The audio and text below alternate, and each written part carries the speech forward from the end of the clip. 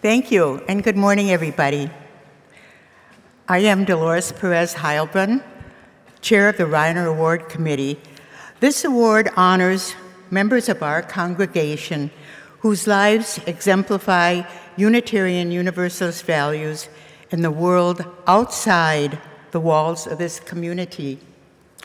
It was named for a past member of our congregation, Reverend Conard Rheiner, a Universalist minister who left parish work to work on social justice activities.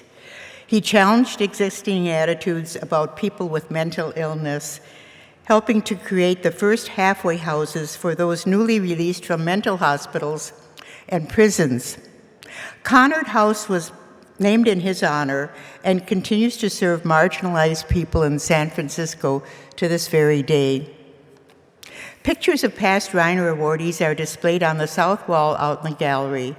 The criteria for this award include significant accomplishment on social justice issues, organizing and leadership skills, the empowerment of others, and challenging the status quo, and keeping with our tradition of deeds, not creeds. Today, it is our pleasure to confer the 2023 Rheiner Award on Lori Lai. I'm sorry.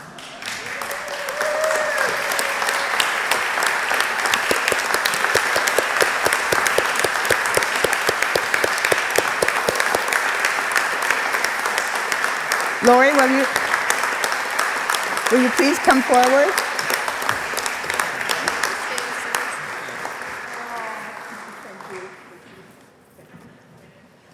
Lori Lai has had a most unusual and auspicious life. To begin with, her birth date. She does not know who her birth parents were, but she does know that the police found her abandoned on a street in Hong Kong where the authorities determined her to be about 6 weeks old. They took her to an orphanage near the border between China and the British colony of Hong Kong.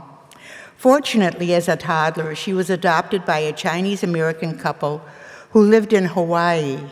She appreciates that she was raised in her birth culture of loving parents. Her working-class family gave their children the best life that they could. They taught her to be self-reliant and to be generous to those in need. She later worked part-time jobs, including picking vegetables at a truck farm to put herself through college, and chose to study medical technology rather than engineering, as most engineering jobs in Hawaii at that time were defense-related. Lori went through the process of coming out to friends and knew that fulfilling her parents' hope that she would become a man's wife was not to be. She moved to San Francisco to begin a career in the biotech industry and became active in the Asian lesbian community. Lori launched the pioneering Asian lesbian newsletter, Phoenix Rising, in 1985, providing affirmation for the lesbian community, for which she received an award in 2018. Here in San Francisco, she also met the love of her life of more than 30 years, Shuli Ong.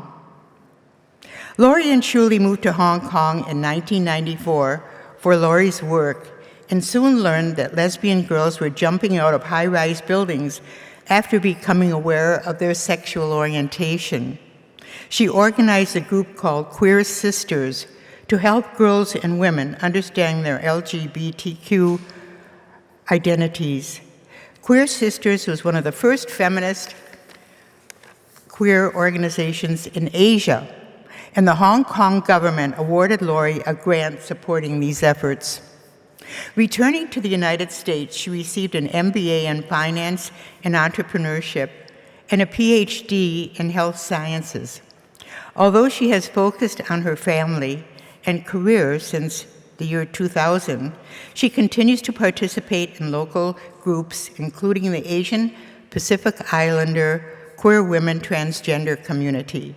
She also works to educate the public on the rights of non-binary people. Lori has repeatedly demonstrated leadership qualities in this country and abroad.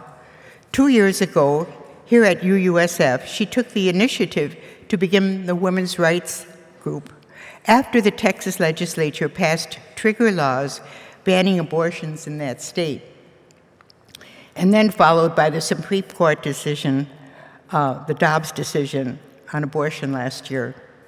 Lori has stated, "Somehow I was put on earth for a purpose. I am grateful for all those who have helped me along my journey, and am motivated to serve others in need to pay it forward."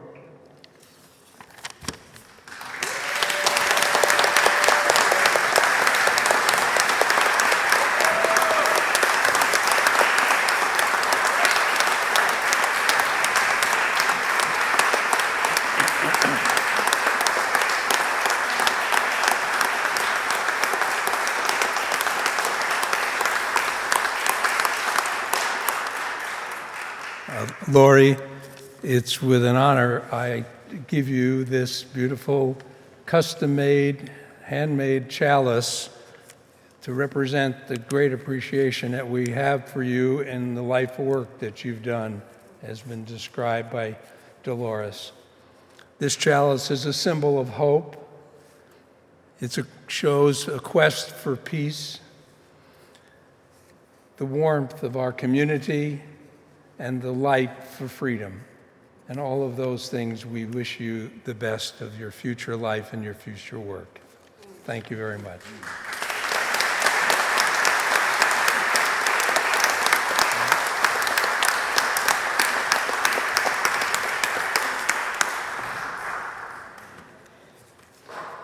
I want to thank the Rheiner Award Committee and the First Unitarian Universalist Society of San Francisco for this humanitarian award.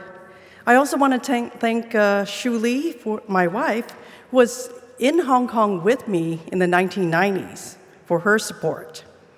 I am grateful for my co-founders of Queer Sisters, Marianne, Anson, and Lung, and last but not least, the steady support of the Hong Kong Women Christian Council and the pre-1997 Hong Kong government for their generous grant that enabled the Queer Women's Hotline. Channeling my Chinese cultural background that includes the yin-yang concept, the interconnected cosmic duality, I feel intensely proud and yet equally humble in this moment. Suicide prevention for queer females in Hong Kong meant everything to me, yet I strive to balance this with the understanding that this was not about me.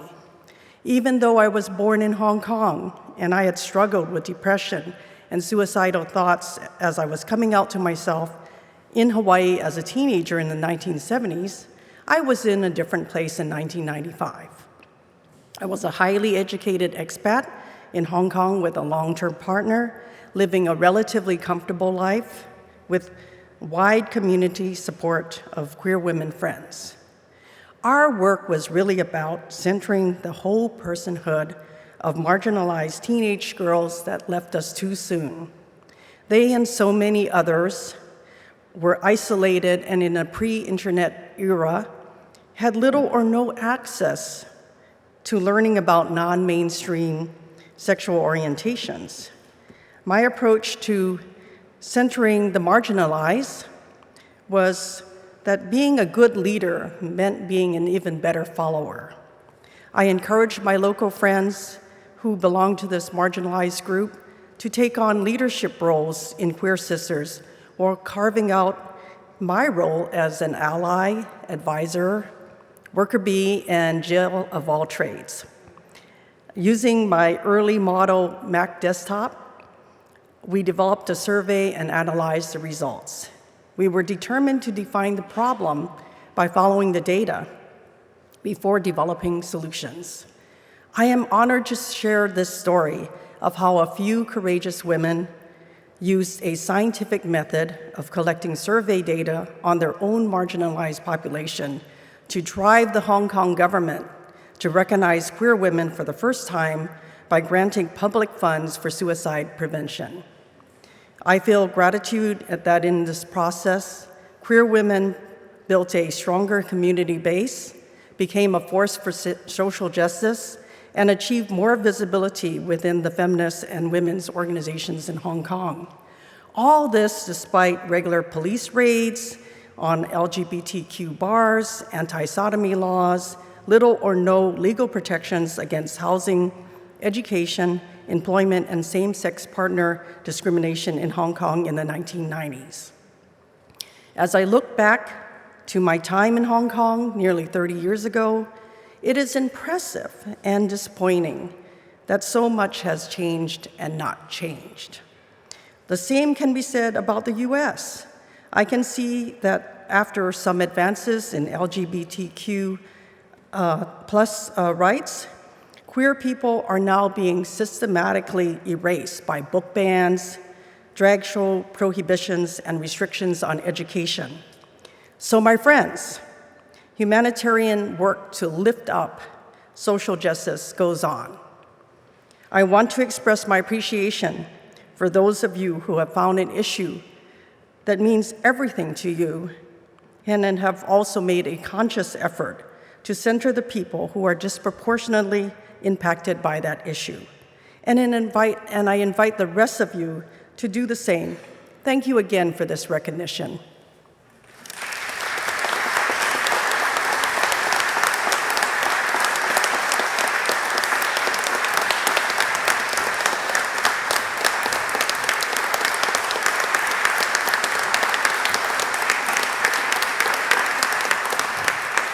Hi, everybody.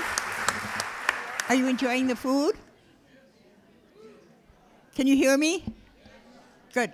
Okay, I would like right now to propose a toast to Lori Lai. Lori, we commend you on your winning the Rheiner Award for 2023, and we're very proud of you. The whole community is very proud of you, and we love you.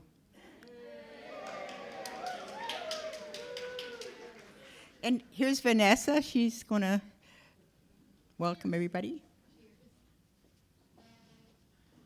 I hope I don't have lettuce in my teeth, but that's a reminder to thank everybody who made this luncheon possible too, because this is such a great opportunity to have joy and community, and I don't think any of us undervalue anymore or take for granted sitting around a table with people and meeting new people and having food brought to us after the last 3 years of what we've been through. We're all enjoying the connections that we feel.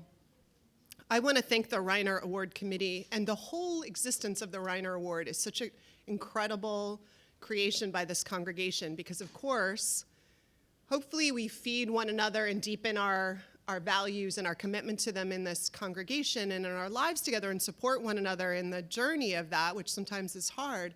But really where we hope it goes is also that it lives deeply within us, but that it goes out into the world and blesses the world. And so to recognize that as something that we actually pay attention to, and that our wall of saints, right, are people in our own community who have lived their values out deeply and courageously and tried to change the status quo, and the status quo did not speak of a larger love. That is extraordinary. And one thing about religious community is that often it's only when we have a memorial service that we actually hear the full scope of someone's life and all the extraordinary things that they did.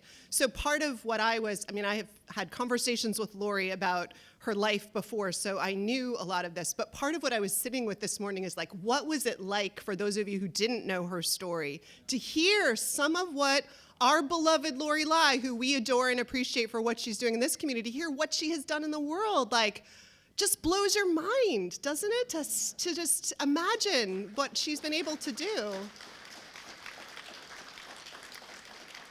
And I feel that way every time we have a Rheiner Award. I felt that way when you were awarded. So did you want to say something? You're raising your hand. So I guess I just want to say that it was wonderful that we do this, and it was wonderful for us all, I think, to gather strength and joy and a fuller sense of who you are, but also who we're called to be from your story. Oh, together? Okay. Since you were speaking of the origins of the Rheiner Award, I overheard someone state that the person who founded and pushed to have the Rheiner Award created was in our midst. And her name is Carol Fleming. Would you stand, Carol? Oh, Carol. Oh, that's great. I didn't know that.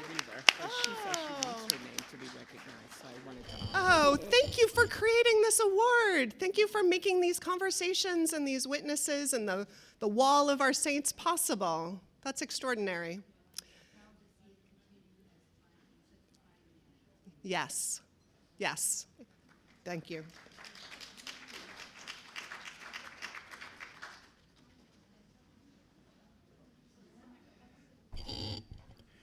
Okay, we have 2 orders of business here. One I mentioned a moment ago. I'll be inviting folks to come up and say a few words about connections in which they know Lori. And we also have a beautiful and probably very tasty cake over here. None of us can eat it until Lori cuts the first piece. We will not expect her to stand there and cut all the pieces, but it's her responsibility to cut the first one, so I would invite her to come forward to do that. And I would like folks to come forward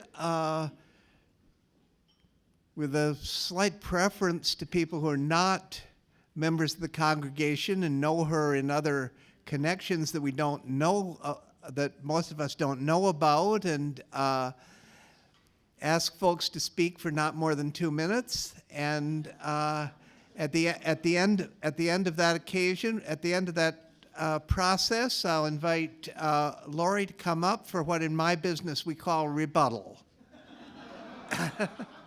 So if anyone wants to come forward, please do.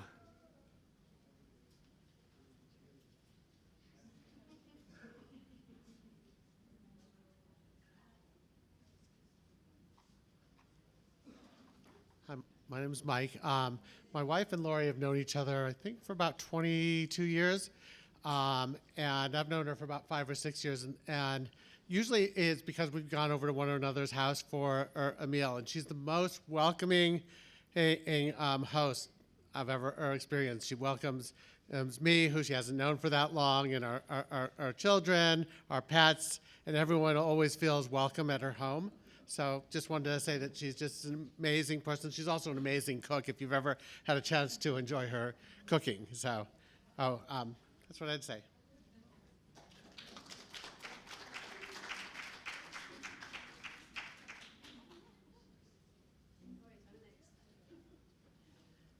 Hi, everybody. Yes, excellent cook, that's true. Only if you go eat at Lori's and Shuli, make sure you're not too hungry, because it takes a long time for Lori to cook those delicious food, but when it comes on the table, it's really good. Yeah, she's an amazing cook. And I also wanted to say, one of the big stories of her life in Shuli is their child, their daughter. That's how we met them. We met in a playground in our neighborhood, and our daughters were playing together, and then we started to talk, and then our daughters are still friends now, 20 years later. And so they've been amazing mothers, so I want you to know that too.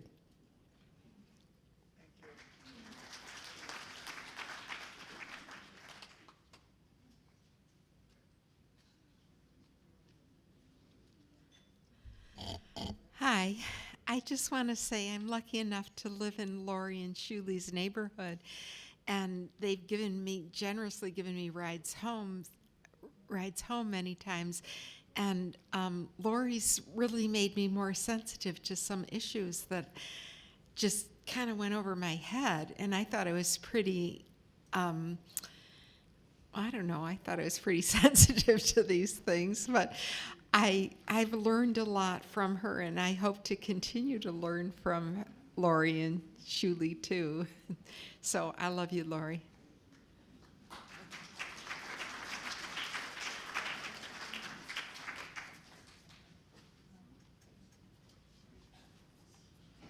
So as the Lori's partner, wife, and support person for the last about 36 years, I can't tell you the energy that I have seen over these years.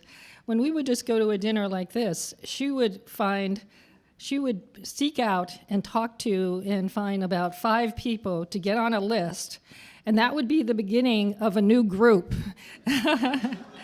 And it's been time after time, and it started right here in the Bay Area, where she started Phoenix Rising, with some other people here. Lisa Reed here was also involved with that too.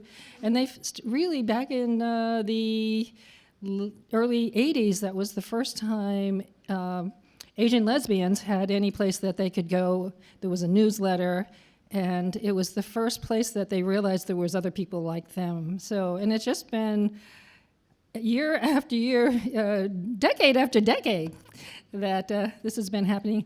I have my own interests, and I love to support her, and I'm often at these events, but it's really amazing, just this devotion she has to equity and reaching out to people, and just in general, making friends, so anyways.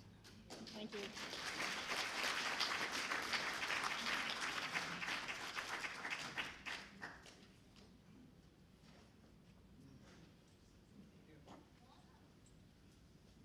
Anyone else want to come forward? Yes. Hello.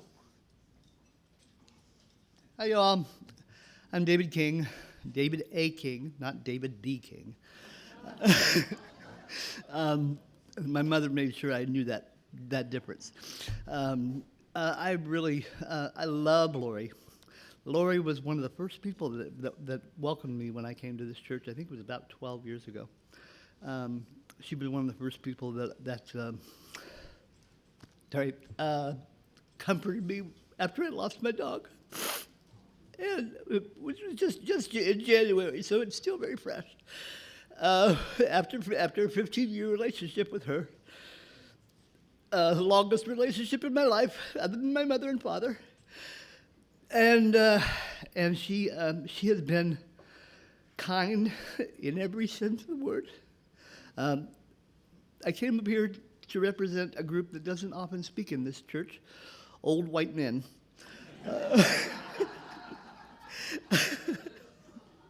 And it is my privilege to give up my privilege in this church.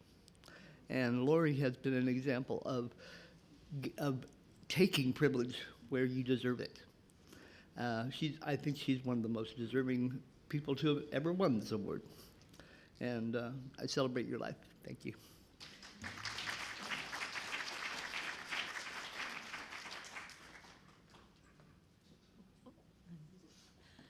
Hi, I'm one of Lori's more recent friends. I knew Lori through a friend in New York. I moved from New York City in 2015 to San Francisco. So Lori's my second friend. And I have to say, I'm a very gullible person, so everywhere I go, I have friends that say, you got to take care of this girl. You got to take care of her. She's getting into trouble.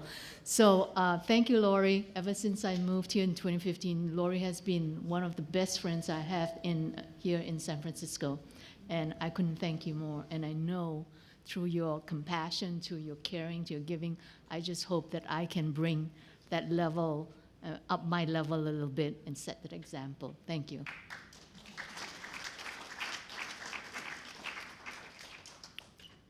We have a lot of connections in this society, in this church, and we don't know about most of them. We don't know who those people are. During the time of the Asian hate, which is still going on, in case none of you have heard about it, and particularly in Lori's neighborhood, it was scary to walk around the neighborhood. And so I said, well, let me walk with you.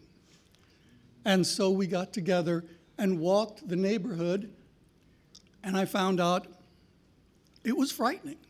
Not to me, but to anyone who looked Asian. It was frightening. And we got to know each other, and we found out that we have much in common in many ways. I lived in China. I spoke Hanyu. Unfortunately, my daughter speaks 3 dialects, but that's okay. And we found that we could care for one another. And one of the things I hope happens to all of you is that you make those connections to others here and find out that you also, as Lori and I, have things very much in common, and you don't even know the person yet. So, love you, sweetheart.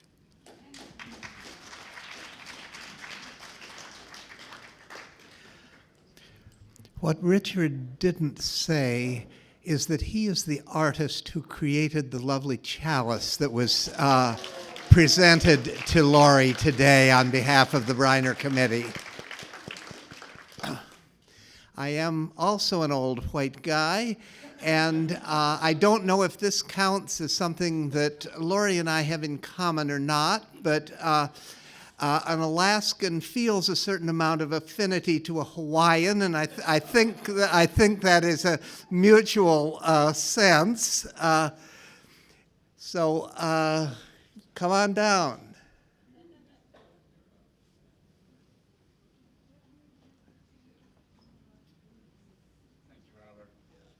Thank you, Robert. Lori, you well deserve that, and I am so glad that committee, who I do know some of the people of, they did a brilliant job of bringing you forward for all of us. And, you know, I'm grateful for them, and I'm grateful for you. This church has meant so much to me, even before I got here. I joined a Unitarian in Atlanta, Georgia, my home, with David Rankin, who had just left this church. So I felt the tie here. It took me a few years to settle down. Being from the South, I walk slowly, think too fast, and don't accomplish all that much. So again, Laurie, you're wonderful. I want to know you more.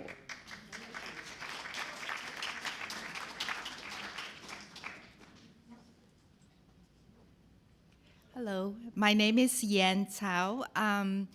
I didn't prepare a speech, and I'm a little nervous, but I really feel like I want to share my relationship with Lori, and how much I admire her for her kindness and for her love to everybody. So we worked together, all days and since 2000 in the biotech industry. And 2 years later, I experienced, I divorced my husband and had 2 young children. One is 2, one is 7-year-old. It was very difficult time. And Lori, as a colleague, then soon become a very close friend to me and did everything she could to help me navigate this new world. Especially, she introduced me to her friend who was a member of this congregation, Megan East, who's also a single mom, and then moved to Palo Alto. So I live in that area, so she introduced me to her, so we the single mom club formed, and with weekend on, weekend off, and so we can do things together and really support each other. I'm so grateful for that support. And Lori also adopted a child. It's the same age as my younger daughter.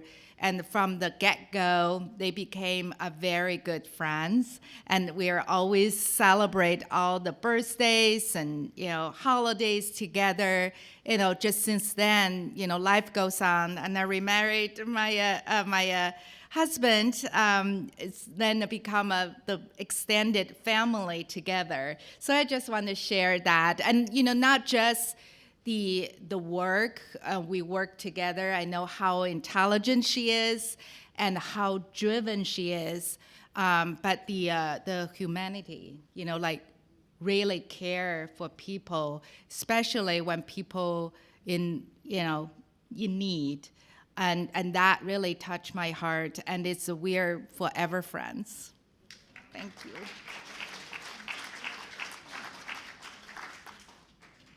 I'm Anna, one of Lori's friends, and I was trying to think of what can I say that people don't know about Lori. So I wasn't going to say anything because you know it all. But then I realized that you probably don't know that she read an entire encyclopedia when she was a child.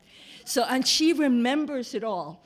So if you ever wonder how she knows all these details about all these things, that's why. That she read back and forth. Her parents offered that, and she did it.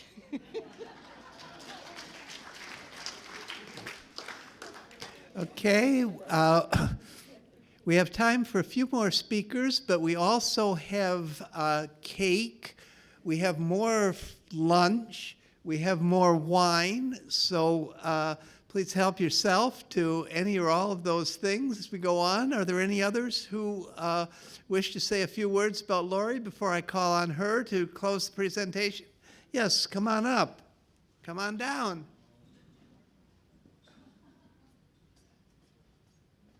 Lori, congratulations. I am just so happy to see that you won this award and that you're being recognized by this community, because one of the things that really struck me when I heard about, all your accomplishments for the queer community, for women's rights, I realized that above all else, you are a community builder. When I first came to this church about a year ago, immediately Lori came up to me brimming with enthusiasm and just joy about pulling me into a potluck, I forgot what it was, to the BIPOC group, and I almost immediately felt like I was home. And I realized today, just a couple seconds ago, that's who you are. You are someone who pulls people in, someone who pulls people in for a cause, to fight and to do what you believe in. So thank you so much, Lori. I could not be more appreciative of your presence here and everything that you've given to us.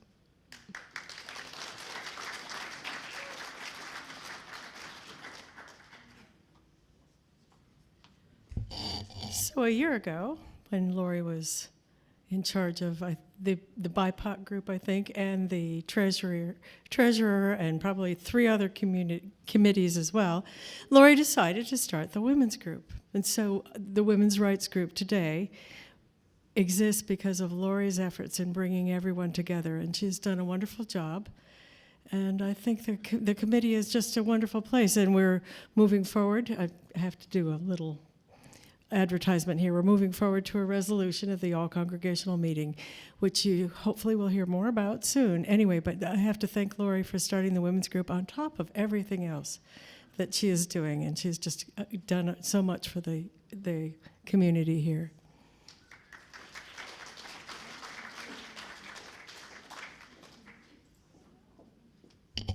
Thank you. I would just like to ditto what Judy just said.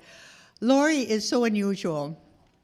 I and some other people chair the Human Rights Working Group. And so about 2 years ago, when all this stuff came up about what was happening in Texas, and we were flabbergasted by the legislature in Texas that passed that no abortion law. So we could see what was ahead. And Lori was a member of the Human Rights Working Group, and she just came and attended some of our meetings. But then she took the ball and ran with the idea about establishing a women's group. And some of the guys there said, "What? We don't need a women's group. What? Even though we do have a men's group, we've had one for 20 years. And so we said, yes, I think we do need a women's group. But she took the ball and ran with it. And that's the way she does with everything. She has an idea that's important, and this proved to be of extreme importance. women's rights are very important. And she just took it, ran with it, and established the women's group, which now is like, how many members do you have now, Lori? About 30 or 40? And doing wonderful work, and really appreciate it. So thank you for that.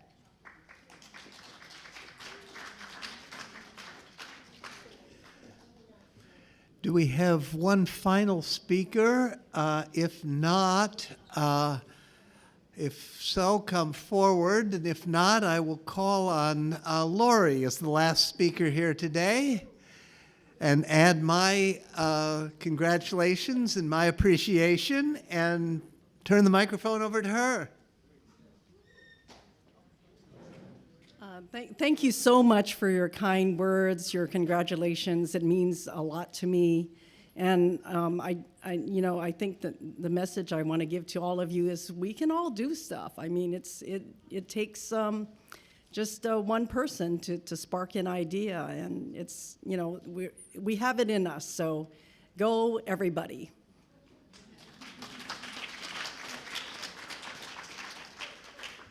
Thanks to all. Thanks to Julia Wald, who's coming up right now. Well, Lori, yeah, you're right. We can all do it, but we can't do it with your grace and persistence and energy. So thank you. Let's not downplay what you've done, because you got pushback and all sorts of stuff that made it really hard, and you've just brought us to this point with the women's group, and I can't thank you enough.